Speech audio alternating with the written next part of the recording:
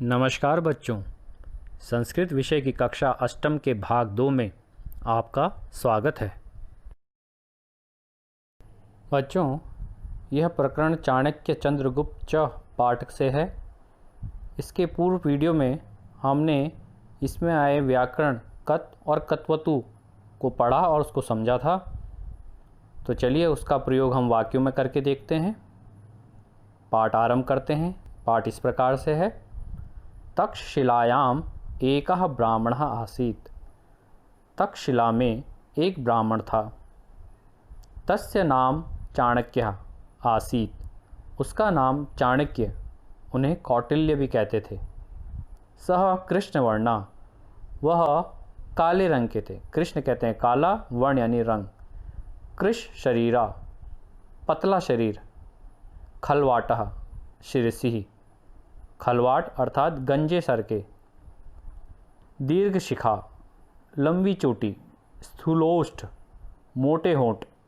अत्यंत कुरूप, बहुत बदसूरत। परंतु बुद्धि कौशले अप्रतिमः आसीत्। परंतु बुद्धि कौशल में निपुण थे। एकदा मगध देशस्य नृपः नंदः, एक बार मगध देश के राजा नंद ने तम अपमानितम, उनका अपमान करके कृत्वा सभायाः बहिः निष्कासितवान्, सभा से बाहर निकाल दिया। इस अनुच्छेद में आए कुछ कठिन शब्दों के अर्थ इस प्रकार से है। शब्द है कृष्णवर्णः, काला रंग। कृश, पतला।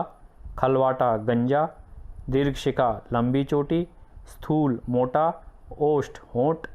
कुरूप, बदसूरत। निष्कासितवान, निकाल दिया। ऐसे अपमान से वे क्रोधित होकर उन्होंने प्रतिज्ञा की कि यावत अहम नंदवंशम न नंश्यामि, जब तक मैं नंद वंश का नाश नहीं करूँगा, तावत शिखा न भंस्यामि, तब तक शिखा को नहीं बांधूंगा।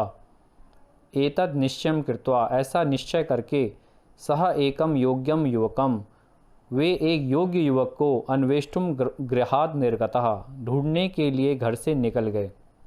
एकदा मार्गे, एक बार रास्ते में, राजा प्रजा इति क्रीडंतम बालकम, राजा प्रजा ऐसे खेल को बालकों के द्वारा खेलते हुए वीक्ष यानी देखकर, सह तत्रैव स्थितवान, वह वहीं ठहर गए। एकः बालकः नृपः आसीत्, उनमें से एक बालक राजा था। अन्ये च मंत्री प्रजाजनः च आसन्, और अन्य मंत्री और प्रजाजन थे। बालकस्य सम्मुखे द्वे महिले अतिष्ठताम्, बालक के सामने दो महिलाएं खड़ी थी। एकस्याः अंके एकः शिशु आसीत्, एक की गोद में एक बच्चा था। सा निरपाय अकथयत्, उसने राजा से कहा, एषः मम शिशु अस्ति, यह मेरा बच्चा है।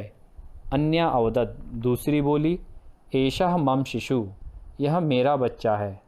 विविद्यमाने द्वे, दोनों झगड़ा कर रहे थे। नृपा अवदत्, राजा बोले, अलम कोलाहलेन, शोर मत करो। अलम विवादेन, झगड़ा मत करो। अहम अधुना न्यायम करिष्यामि, मैं अभी न्याय करूँगा। सह सैनिकम आदिष्टवान, उसने सैनिक को आदेश दिया। शिशौ द्वे खंडे कृत्वा अर्धम अर्धम ताभ्याम यच्छ, बच्चे के दो टुकड़े करके आधा आधा इन दोनों को दो। तदैव एका महिला नृपस्य चरणयोः पतित्वा अवदत्, तभी एक महिला राजा के चरणों में गिरकर बोली, महाराज एवं मा कुरु, महाराज ऐसा मत करो। शिशुम मा मारे, शिशु को मत मारो। शिशुम तस्यै एव महिलाये यच्छतु, शिशु को उसी महिला को दे दो। अनुच्छेद में आए कुछ कठिन शब्द इस प्रकार से हैं। शब्द है नंस्यामी, नाश करूँगा। भंस्यामी, बांधूंगा। अन्वेष्टुम, खोजने के लिए। निर्गतः, निकल गए। वीक्ष्य, देखकर। स्थितवान, रुक गए। सम्मुखे, सामने। अतिष्ठताम, खड़ी थी। अंके, गोद में। विविद्यमाने, विवाद करते हुए। आदिष्टवान, आदेश दिया। अर्धम, आधा। पतित्वा, गिरकर। ताभ्याम, इन दोनों को। यच, दो। पाठ को आगे पढ़ते हैं। बालक नृपः अवदत्। राजा बालक बोला, सैव शिशुः माता अस्ति, यही शिशु की माता है। चाणक्यः एतत् सर्वम् अपश्यत्। चाणक्य यह सभी देख रहे थे।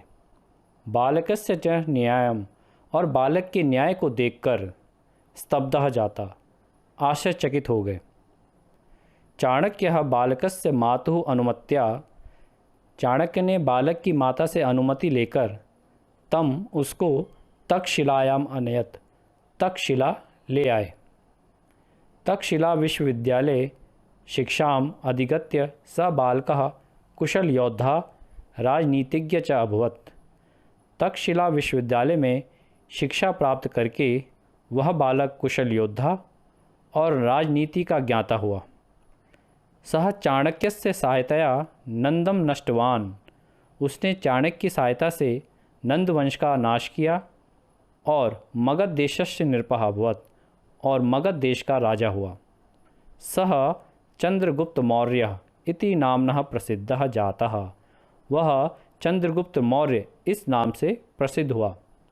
चाणक्य च तस्य महामंत्री अभवत्, और चाणक्य उसके महामंत्री हुए।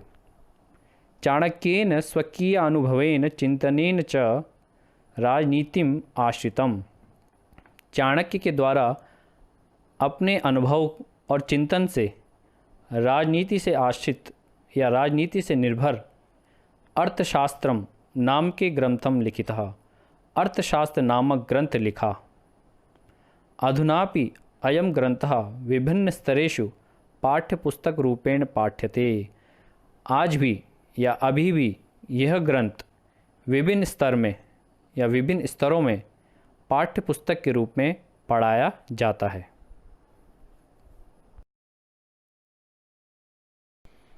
पाठ में आए कुछ कठिन शब्द इस प्रकार से है।